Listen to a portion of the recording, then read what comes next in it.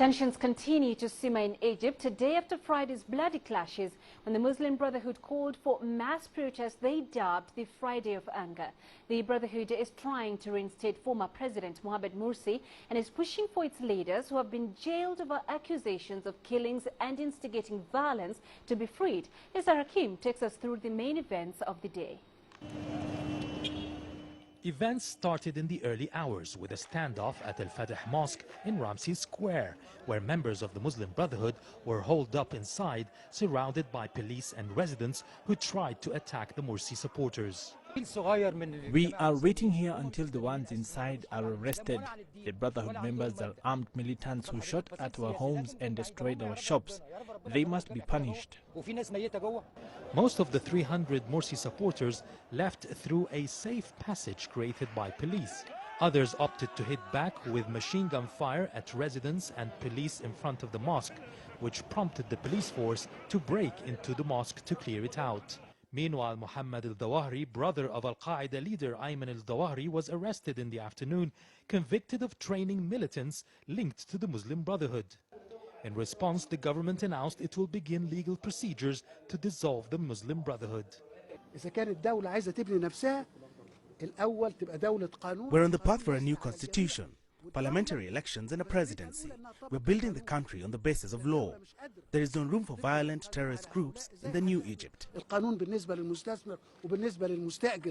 This was met with anger from pro-Morsi supporters. This is a sham. You cannot expect the group to disappear. It is an integral part of the society with a large following, and this decision will only increase violence. In the meantime, the tensions continue in the streets with no signs of abating. According to government figures, clashes on Friday and Saturday have resulted in 173 civilian deaths, while 57 police officers were killed. Observers say this number will escalate on a daily basis unless national reconciliation is achieved soon. Issa Hakim for CCTV, Cairo. Our correspondent Adel Mahri spoke to residents in and around Cairo to gauge their reactions to the ongoing violence. An Egyptian shouldn't kill an Egyptian. Religion is something private. We should not fight about it. If I use violence, you have the right to defend yourself. But you must ask yourself, why am I using violence?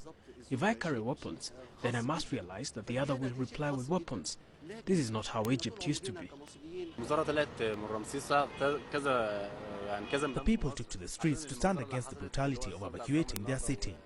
I'm against using force to end the city, because this means people will die.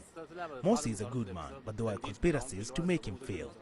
But at the same time, he couldn't manage the responsibility of the country.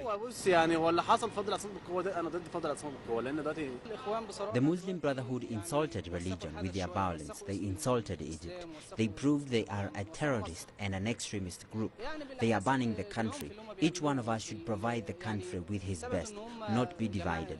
The Muslim Brotherhood are not the only bad guys. There are also some bad people in the government. I see it as a very bad situation for the whole country and for the people, the Egyptian people themselves. It's very bad for them economically and politically. I don't see it being very good in the short-term future for Egypt. I don't feel safe. I live in Sharm el-Sheikh, but I'm going back to Sharm el-Sheikh, and I'm safe in Sharm el-Sheikh.